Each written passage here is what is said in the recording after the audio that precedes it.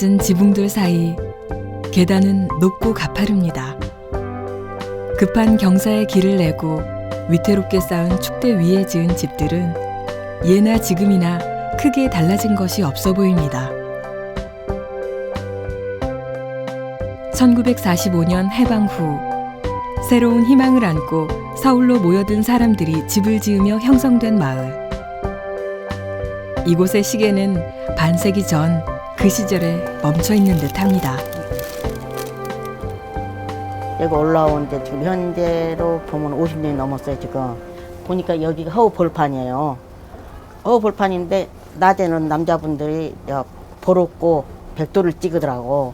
그래서 저거를 왜 그러냐고 그랬더니 지금 현재 여기가 무허가인데 자기 집을 지으려고 그때는 가로등이 없잖아요. 그러니까 그 달빛에 집을 짓는 거야.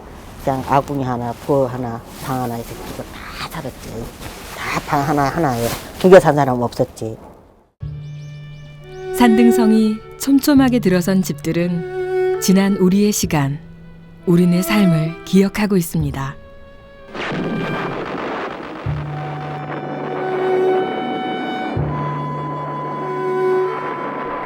3년여에 걸친 전쟁은 나라 전체를 폐허로 만들었습니다.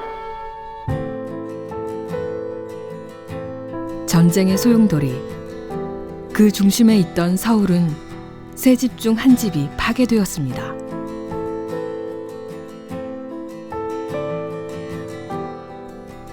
서울과 부산으로 몰려든 피난민은 아슬아슬한 삶을 견뎌내야 했습니다.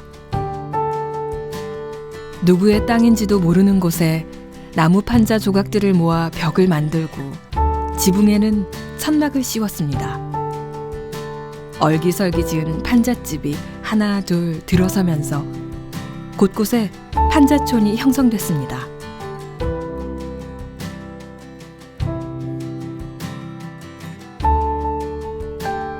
하루에 한 끼 때우기도 빠듯했던 시절, 판자촌 사람들은 부족한 살림살이와 일감을 나누며 고단한 하루하루를 버텨냈습니다.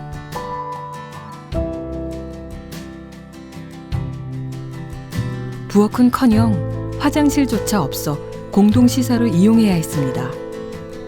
겨울은 큰 시련이 되었습니다. 지붕은 루핑으로 지붕으로 한 거고 벽은 흙벽이라도 이제 예를 들어서 안에보다 바깥이 내다빌 정도로 그렇게 엉성한 집에서 살았어. 추웠지 많이. 그래서 만약에 방에다 물을 떠다 놓고 그러면 그게 다 얼얼고 그리고 정말 진짜 힘들게 살았어. 판자촌은 이내 도시의 산허리를 따라 번져갔고 달동네라 불리는 곳이 속속 등장했습니다. 자신의 땅이 아닌 곳에 세워지는 무허가 판잣집과 달동네에 대해 정부는 손을 쓸 수가 없었습니다.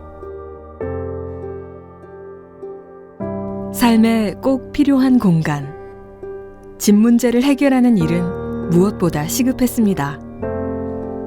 이에 정부는 급한 대로 외국의 도움을 받아 난민용 주택, 월동용 간이주택 등을 건설했고 해방 직후 일본인들에게 몰수했던 적산 가옥을 싼 가격에 국민에게 판매했습니다.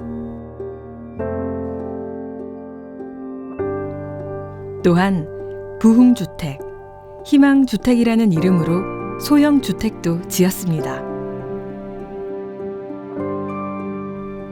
흙벽돌로 쌓은 좁은 방에 부엌 그리고 마루가 있는 작은 집이었지만 서민들에게는 선망의 대상이 되었습니다.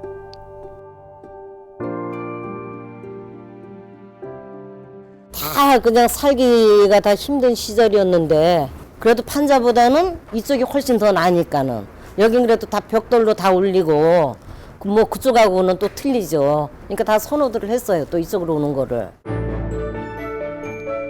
이후 정부는 해외 원조를 받아 시멘트 판유리 공장을 건설했고 1950년대 말 건축자재 생산이 늘어나면서 주택 건축은 한층 활기를 띠기 시작했습니다.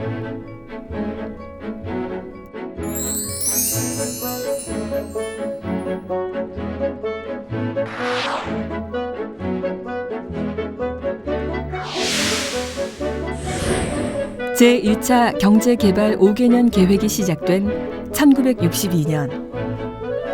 대한민국 주택 역사에서 빼놓을 수 없는 건물이 모습을 드러냈습니다.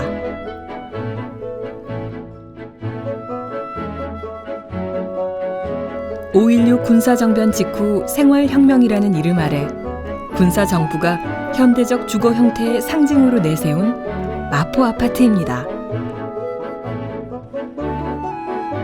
1961년 10월 착공을 시작해 1년여 만에 6층 6개 동 규모로 450가구가 첫 선을 보인 마포아파트. 공원과 놀이터 등 공공시설을 갖춘 오늘날 단지 개념의 최초 아파트촌이었습니다. 많은 변화로 봐야죠. 사회적으로도 그렇고 단독에서 집단 거주 형태로 바뀌는 그 과정이니까 우리나라의 최초의 아파트니까 좀 특이하다. 특이해서 일부러 보러오는 사람도 있었고. 사실 아파트라는 이름은 일제강점기부터 있어 왔습니다. 하지만 당시 아파트는 2층, 3층 규모의 단독 건물로 대부분 기숙사나 사택으로 사용되었습니다. 전쟁 후 국내 기업이 독자적으로 건축한 아파트가 등장했지만 1960년 서울에도 아파트는 300여 호에 불과할 뿐 높이 쌓아 올린 상자 같은 집은 우리에겐 여전히 낯선 공간이었습니다. 마포 아파트 역시 처음부터 인기를 끌지는 못했습니다. 주부들은 김치떡과 된장떡을 어떻게 할 것인지를 고민했습니다. 하지만 아파트의 서구적 구조는 점차 주부들의 마음을 사로잡기 시작했습니다. 욕조와 세면대, 변기를 한 공간에 둔 욕실은 물론 입식 조리대를 갖춘 부엌은 재래식 부엌과 달리 허리를 굽히지 않고 음식을 조리할 수 있었습니다. 변화의 바람은 단독주택도 예외가 아니었습니다. 당시 건축업자들은 계량 한옥, 도시형 한옥을 대신해 집장사를 목적으로 서양식 집 양옥을 짓기 시작했습니다. 그 중에서도 삼각형 모양의 지붕을 얹은 집은 서구의 신전처럼 보인다 해 불란서 주택이라 불렀습니다. 농촌 역시 초가 지붕을 걷어내고 입식 부엌과 실내 욕실을 들여 생활의 풍경을 바꿔놨습니다. 1970년에 시작한 새마을운동의 일환이었습니다. 방 안에 화장실이 있었다는 건 농촌에서는 상상도 못할 일이었고 부엌하고 방 높이가 같았다는 거. 그게 이제 대단했고 애들 공부할 수 있는 독립된 공간을 마련해 줬다는 거. 그리고 자그만 하지만은 테이블, 소파가 있었다는 그런 것들은 가게에는 상상을 못했던. 그쯤 공간을 부르는 이름도 달라졌습니다. 부엌은 주방으로, 마루는 거실로, 변소는 화장실로 바꿔 부르며 좀 더 고급스러운 이미지를 부여했습니다. 하지만 서양식의 주택 구조가 그대로 받아들여진 것은 아니었습니다. 특히 공기를 데우는 라디에이터 방식은 사람들에게 익숙하지 않았습니다. 1970년대까지 가장 흔한 것은 연탄 아궁이를 사용한 온돌이었습니다. 도시에서 나무 연료 사용이 금지되고 석탄 생산이 늘어나면서 연탄 산업은 전성기를 맞게 됩니다. 구공탄, 구멍탄으로 불리던 연탄은 화력이 좋고 다루기도 편해 주부들 사이에 인기를 끌었습니다. 사람들은 재래식 아궁이를 연탄 아궁이로 교체하거나 바퀴 달린 연탄 화덕을 구들장 밑으로 밀어 넣어 난방을 했습니다. 하지만 구들장에서 새어나온 연탄가스가 방바닥 틈으로 스며들어 많은 이들이 연탄가스에 중독되거나 목숨을 잃었습니다. 이에 등장한 것이 연탄 보일러. 뜨거운 물이 파이프를 돌아 순환하는 보일러 기술 덕분에 바닥 난방은 물론 따로 물을 데우지 않아도 집안에서 온수를 쓸 수 있게 됐습니다. 연탄은 김장과 함께 월동 준비의 주요 품목이 되었습니다. 좋았죠 그때는. 연탄 떼니까. 불을 안 떼니까. 난구 걱정은 안 하고 연탄 깨끗하고. 연탄 불 떼는 게 좀 편하고 좀 낫고. 노다지 펴 있으니까 불이. 아주 호강이고.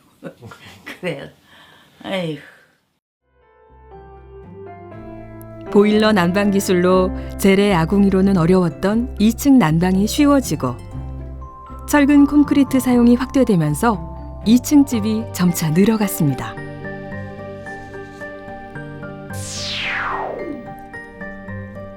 한편 대도시의 주택 문제를 해결하고자 했던 정부는 산중턱, 무허가 주택을 허물고 시민 아파트를 건설했습니다. 작은 평수, 공동 화장실 등 최소 비용으로 건설된 아파트였습니다. 그러나 단기간에 서둘러 세워진 아파트는 비리로 얼룩져 있었고 이내 참사로 이어졌습니다. 1970년 4월 마포구 창전동의 5층 건물이 무너져 내렸습니다. 수십 명의 사망자와 부상자를 낸 와우 시민아파트 붕괴 사고. 준공된 지 불과 4개월 만의 일이었습니다. 세상에 아파트가 저럴 수가 있나. 그러니까 양쪽 동은 있는데 가운데는 15동만 그대로 주저앉아 버렸어요. 주민들 얘기를 들어보면 입주하자마자 벽에 금이 간 데가 많았다고 그래. 그래서 거기에 대한 건의를 많이 하고 그랬었는데 그게 이제 지정되지 않고 그대로 혹시나 했겠죠 아마. 자신들을 위한 집을 기대하고 있었던 서민들에겐 충격일 수밖에 없었던 와우 아파트 붕괴 사고. 이로써 시민 아파트 건설 사업은 중단되었습니다.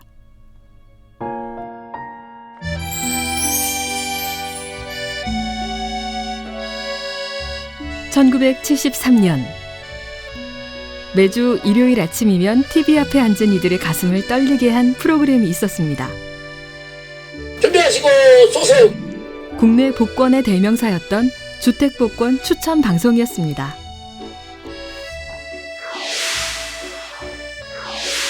한국주택은행이 1969년 9월부터 발행한 주택복권은 무주택 국가유공자와 파월장병의 주택마련 기금 조성이 목적이었습니다. 장당 100원에 당첨금은 300만 원. 대도시의 중소규모 집값이 약 200만 원이었던 시절, 주택복권은 내 집 마련을 향한 소박한 기대였습니다. 인기가 대단했었죠. 대단했어요. 그때는 배고픔 서름도 있었고 집 마련하기도 힘들었고 서민들이 그 집 마련하기 위해서 그냥 한 장이라도 더 사볼까 싶어서 그런 난리가 없었습니다.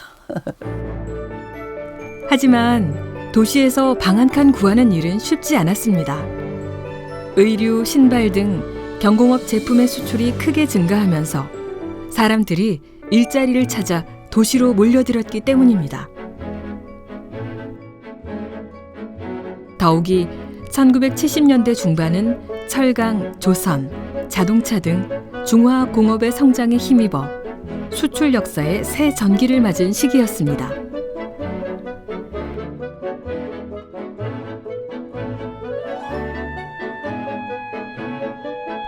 국내 건설업체들도 막대한 오일 달러를 축적한 중동 시장에 진출해 외화를 벌어들였고 국민 소득 또한 높아졌습니다.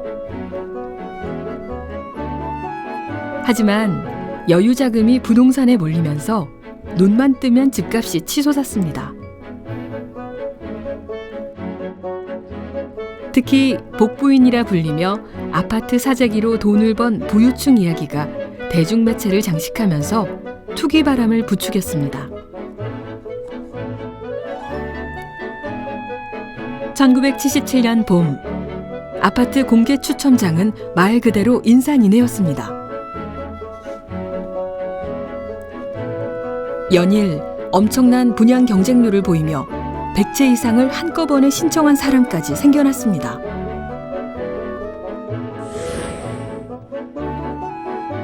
정작 집이 필요한 사람들에겐 기회가 돌아가지 않았습니다.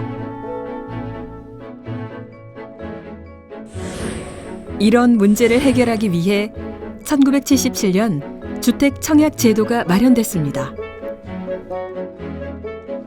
주택 청약 제도는 청약 통장에 일정 기간, 일정 금액을 낸 세대주에게 하나의 분양 신청권을 주는 것으로 무주택 세대주에게는 공공자금으로 지은 아파트에 1순위 청약 자격이 주어졌습니다.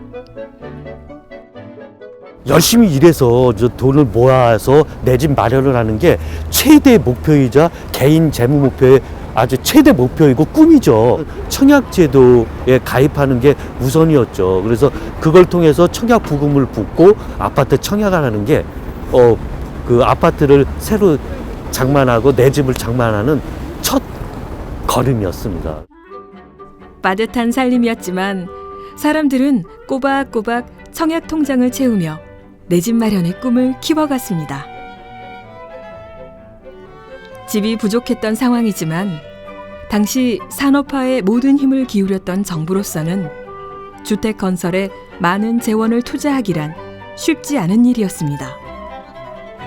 이에 직접 집을 지어 공급하기보다는 사람들이 집을 지을 수 있는 택지를 조성하는 데 노력했습니다.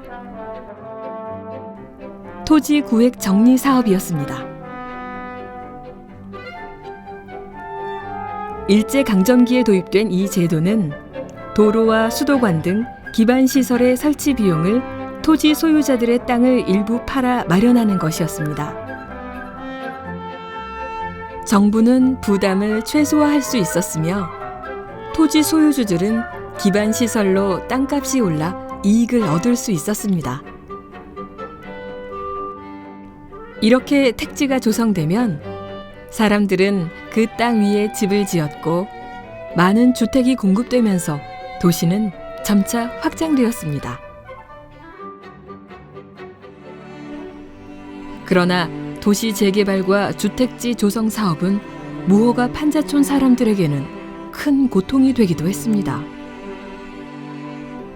낡고 불편한 집이었지만 그 집마저 사라졌기 때문입니다. 하루아침에 터전을 잃은 철거민들은 기반시설을 갖추지 못한 도심 밖, 이주 정착지로 밀려나거나 도시 내에 또 다른 곳에 무허가 주택을 지어 삶을 이어갈 수밖에 없었습니다.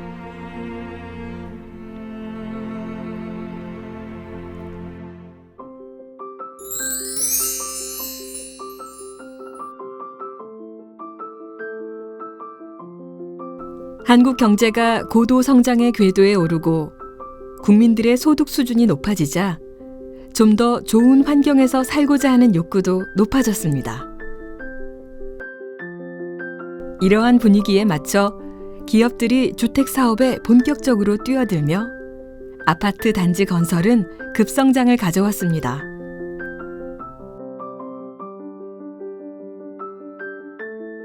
더욱이 전국 1일 생활권 시대를 연 경부고속도로는 지역 개발과 함께 대도시 인구 집중을 더욱 가속화했고 서울에는 경부고속도로를 잇는 제3 한강교가 놓이며 강남을 비롯한 서울 근교 개발에 속도가 붙기 시작했습니다. 아파트 지구로 지정된 반포, 잠실, 압구정 등 강남 지역에 거대한 아파트 단지가 건설됐습니다.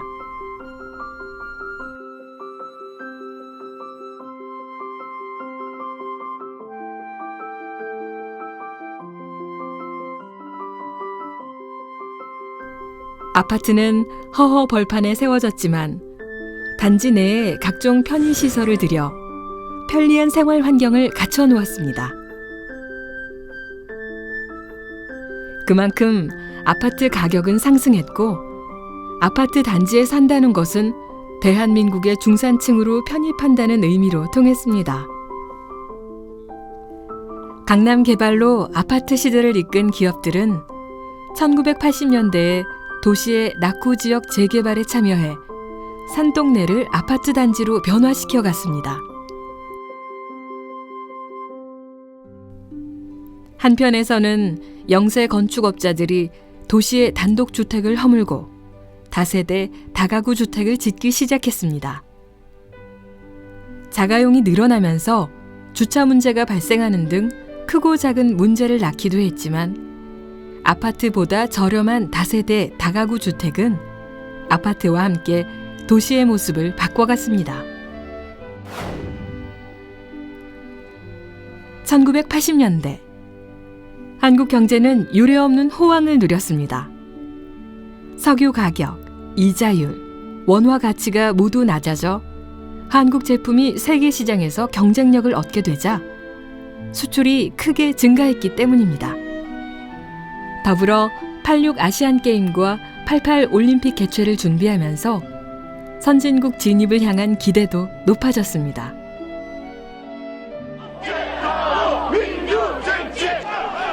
한편에선 민주화가 빠르게 진행됐고 도시 재개발로 삶의 터전을 잃은 사람들도 자신들의 목소리를 내기 시작했습니다.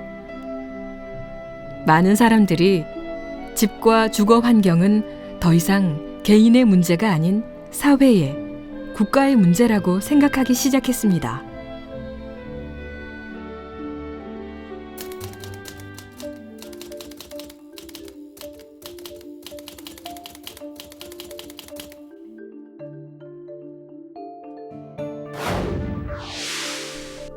그러나 주택 문제는 여전히 어려운 과제였습니다. 더욱이 전쟁 후 출산율이 급격하게 증가한 시기에 태어난 일명 베이비 부머 세대가 결혼 정년기에 접어들자 주택 수요는 커질 수밖에 없었습니다. 집값과 전세금은 천정부지로 치솟았고 부동산 투기도 그 어느 때보다 심각한 사회 문제로 대두되었습니다.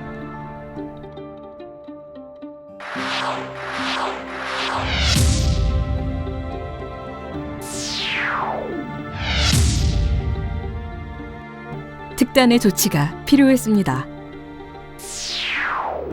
이에 노태우 정부는 200만 호 건설 계획을 발표했습니다. 주택 200만 호는 1987년 기준 국내 총 주택수의 30%가 넘는 규모. 5년이라는 단기간 내에 엄청난 주택 물량을 공급하기 위해 먼저 집 없는 서민들을 위한 영구 임대 주택이 지어졌습니다. 그리고 수도권의 대규모 신도시 개발이 시작됐습니다.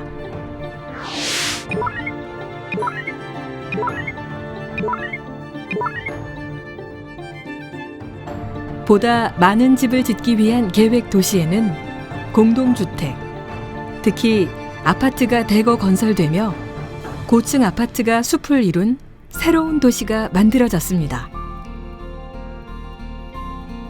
서울과 신도시를 잇는 도로가 건설됐고 광역버스와 함께 지하철 노선이 연장됐습니다. 수도권 집중화 등의 여러 문제를 낳았지만 삶의 터전, 집을 짓기 위한 노력은 끊임없이 이어져 왔습니다. 그러니까 집이라는 우리 시절엔 다 꿈이었던 것 같아. 집 가지는 게.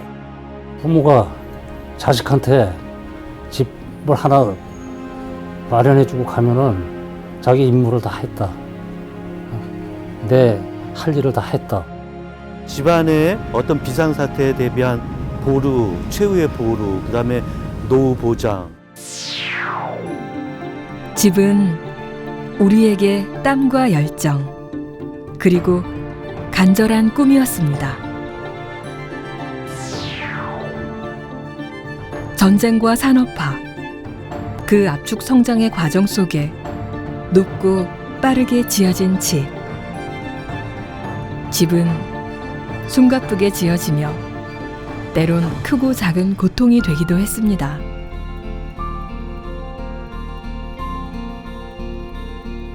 하지만 고단한 삶의 보금자리로 점차 편리한 기능을 갖추며 우리네 삶을 변화시켰습니다. 그렇게 집은 급변하는 대한민국의 시간을 고스란히 담아왔습니다.